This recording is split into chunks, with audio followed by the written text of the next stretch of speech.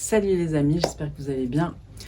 Encore en vacances, je vous fais une petite vidéo sur une thématique qui, à mon sens, est fondamentale. En tout cas, des parents envers les enfants, parce que c'est là qu'on apprend les choses. C'est la thématique de la vulgarité. Donc c'est intéressant de comprendre en fait que quand on commence à laisser les enfants dire des gros mots, quand on commence à ne plus réagir face à toute la vulgarité qu'il y a dans leur bouche, de la bouche des adultes, et ben c'est une porte ouverte à toute forme d'impureté. D'ailleurs, si vous analysez un peu la nature des gros mots, ou on va dire, bah oui, c'est que de l'impureté sexuelle, et puis c'est assez gore.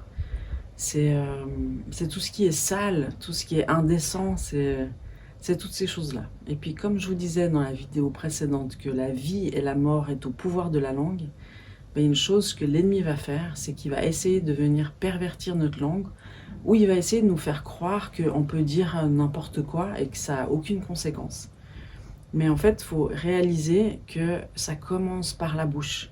Quand on commence à être vulgaire, quand on commence à utiliser des mots qui réduisent la femme à un objet ou à une chose, et ben déjà on crée une division entre l'homme et la femme. Et puis ça, eh ben c'est ce qu'on montre à la génération qui monte, c'est-à-dire les enfants. Donc moi j'ai mis un mot d'ordre à ce que mes enfants ne laissent pas un seul gros mot passer la porte de leur bouche. Et donc c'était comme ça, à l'époque on lavait la bouche avec du savon de Marseille.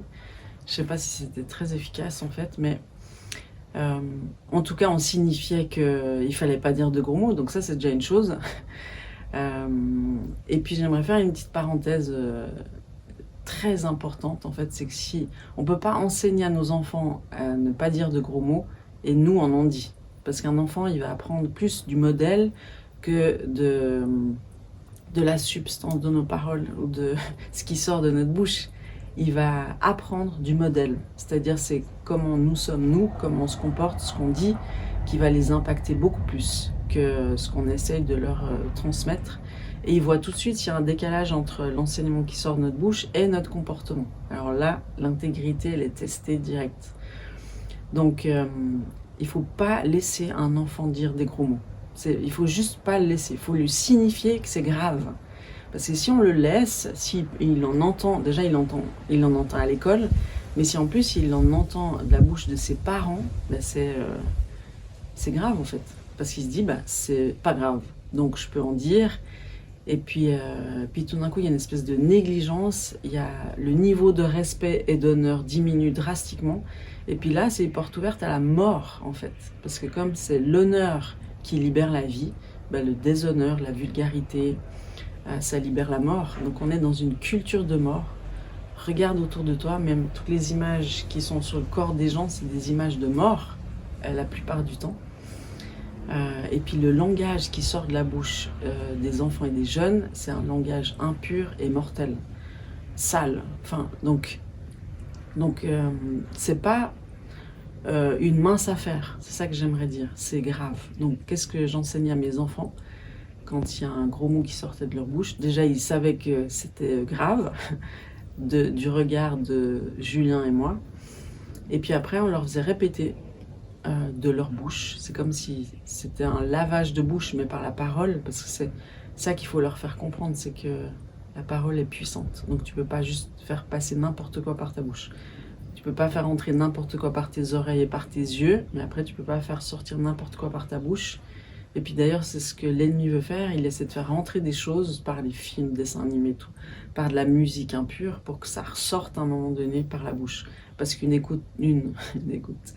musique qu'on écoute en boucle, on va finir par la chanter. Donc c'est ce qui va sortir de notre bouche, et c'est ça que l'ennemi veut, c'est cet objectif-là. Donc qu'est-ce qu'il devait répéter, mes enfants? Il devait répéter les vilains mots, ça ne passera pas par moi. Les vilains mots, ça ne passera pas par moi. 5 fois.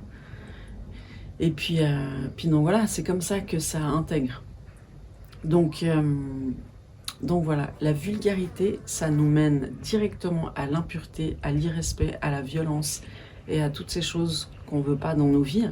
Donc commence déjà par veiller sur la porte de tes lèvres, Tu peux demander au Saint-Esprit de t'aider. Il y a un verset biblique d'ailleurs qui dit dans les psaumes, Éternel, garde ma bouche, veille sur la porte de mes lèvres. Ça, c'est hyper important parce que des fois, on dit des choses qu'on n'avait pas envie de dire. Donc, on demande en plus au Saint-Esprit de nous aider à garder notre bouche. Et puis, tiens, enseigne tes enfants à avoir un langage pur. Tu peux pas te battre contre l'impureté si tu te bats pas. Enfin, je veux dire, dans la société, tu peux pas te battre dans des choses de la société si tu commences pas dans ta famille et si tu commences pas par toi-même. Donc, je t'encourage aujourd'hui à être vigilant par rapport à ça et pas te dire ah c'est rien, ça fait cool, faut bien être dans l'air de notre temps. Mais en fait, ton langage, c'est le signe de ton ambassade.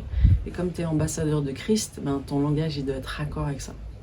J'aimerais juste t'encourager et puis que tu puisses sentir l'importance de ces choses-là.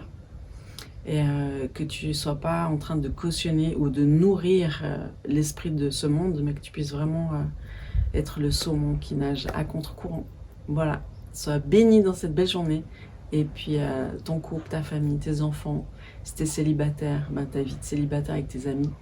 Et puis à tout bientôt. Ciao.